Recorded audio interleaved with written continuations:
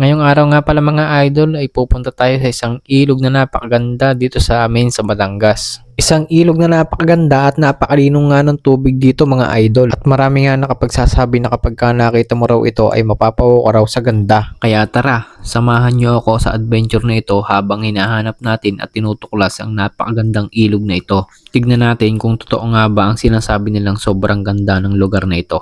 Tara, let's go! Maaga pa lang ay nagluto na ako ng kakainin ko pagdating ko doon. Kasi ang plano ko talaga, doon talaga ako magtatanghalian mga idol.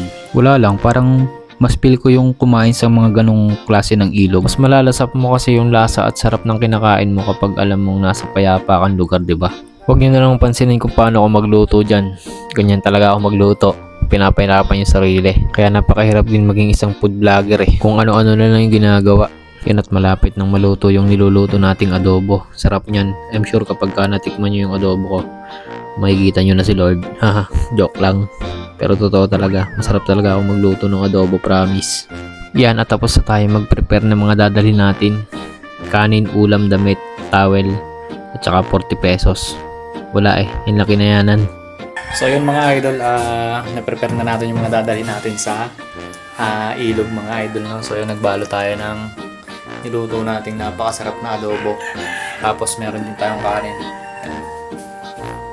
Tsaka yung ating pamalit at towel.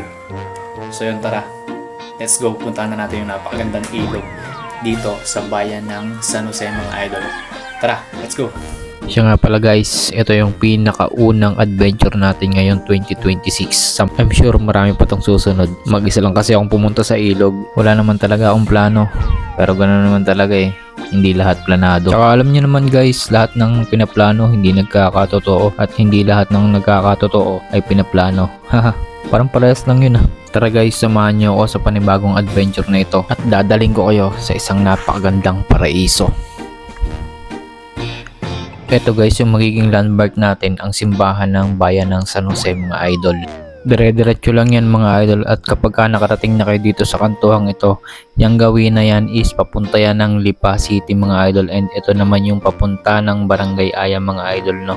Dire-diretso lang yan mga idol hanggang makita nyo tong boundary ng Barangay Aya San Jose Batangas mga idol.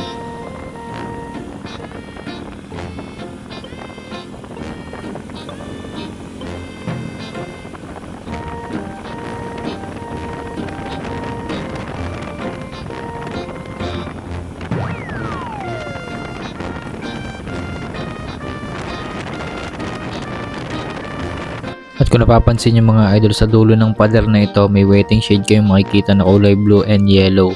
Ayan, makikita nyo rin dito yung papasok na kalsada. Dito kayo papasok mga idol no, dito sa kanang bahagi kapag galing kayo ng San Jose Batangas mga idol no.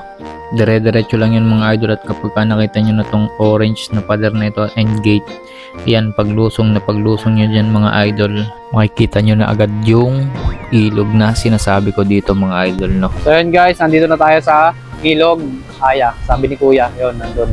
Nag-uugas ng motor. Yan, nandito ngayon tayo. Solo flight natin. Napakaswerte naman natin na solo natin yung ilog mga idol na.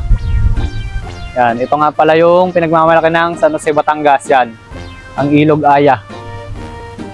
Yan. So yun, tara, bago tayo maligo, kain muna tayo. Kain muna tayo guys. Hindi pa tayo nag-aalmusal.